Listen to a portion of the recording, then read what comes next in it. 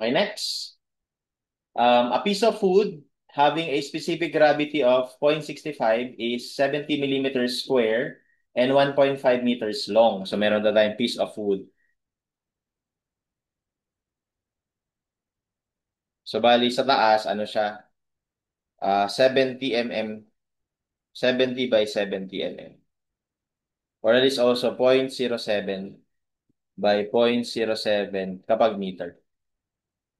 Tapos ito ay 1.5.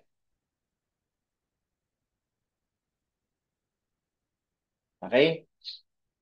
How many kilogram of lead fastened to the, and by the way, yung specific gravity ng wood ay 0.65. So how many kilograms of lead fastened to the one end of the wood so that it will float upright with zero point 0.3 meters projecting out when floating in the water? So para daw ito, point ano? 0.3. So ibig sabihin ito ay 1.2. Ano daw i-attach dito? Ano daw, gano'n daw kabigat yung lead na i-attach dyan? Okay? So now, specific gravity of lead is given.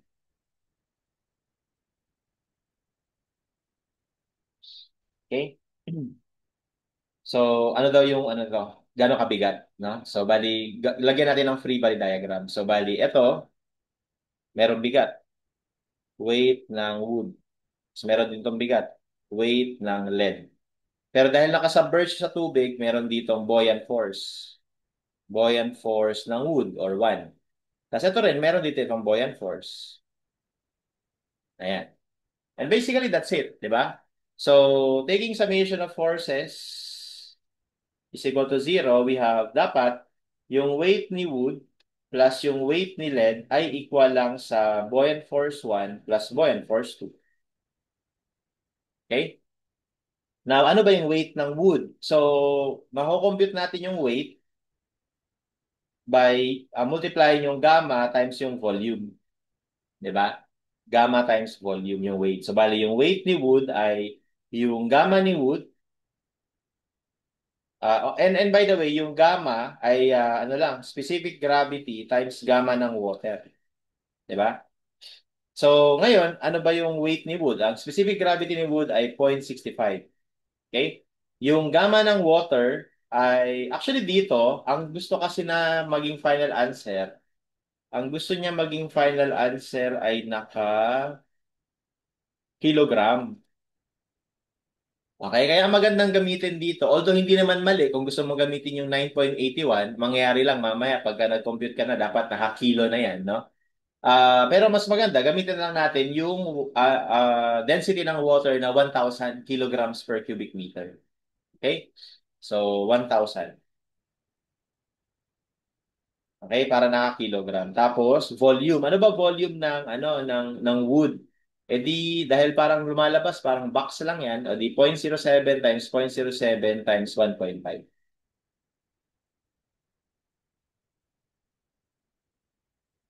Okay, that is for the wood.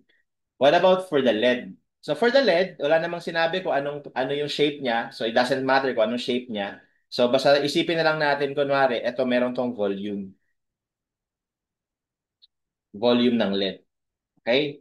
So yung volume na to.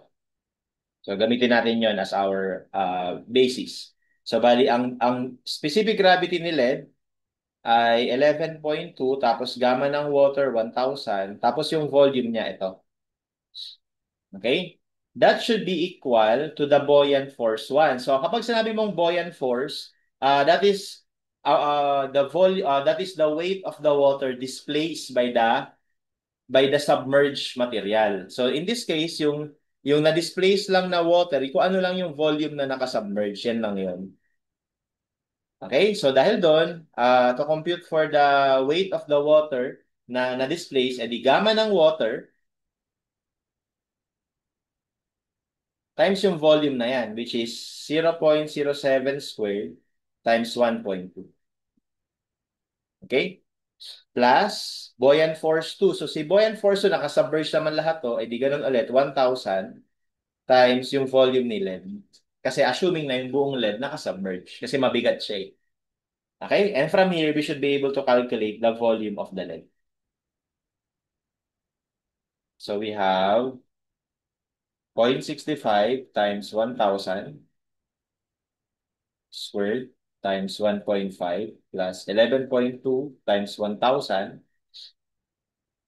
times yung x equals 1,000 times 0.07 squared times 1.2 plus 1,000 x. So this is the volume. So 1.08 times 10 to the negative 4 cubic meters. Okay? Ngayon, to calculate the weight of the lead, that is just itong part na to.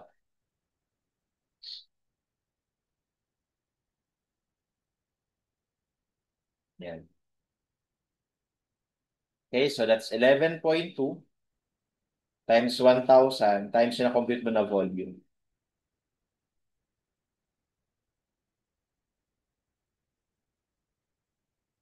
So that gives us 1.21 kilograms. Okay? Ngayon pakita ko lang na kahit ang ginamit nyo dito na density is yung 9.81, you will get the same answer. Okay, so 0.65 times 9.81, 0.07 squared times 1.5 plus 11.2 times 9.81 equals 9.81 times 0.07 squared times 1.2 times 9.81. Okay, same lang, lalabas. Yun nga lang, pag nag-compute ka na ng weight, gamitin mo yung 1,000. Kasi kilogram yung gusto niyang sagot. Okay? Kasi actually guys, sa equation to, magka-cancel lang to eh. Ayan o, cancel lang yan. Kaya it doesn't matter kung ano ilagay mo dyan. Okay? Yun nga lang, pag mag-compute ka na ng weight, kailangan naka-kilogram.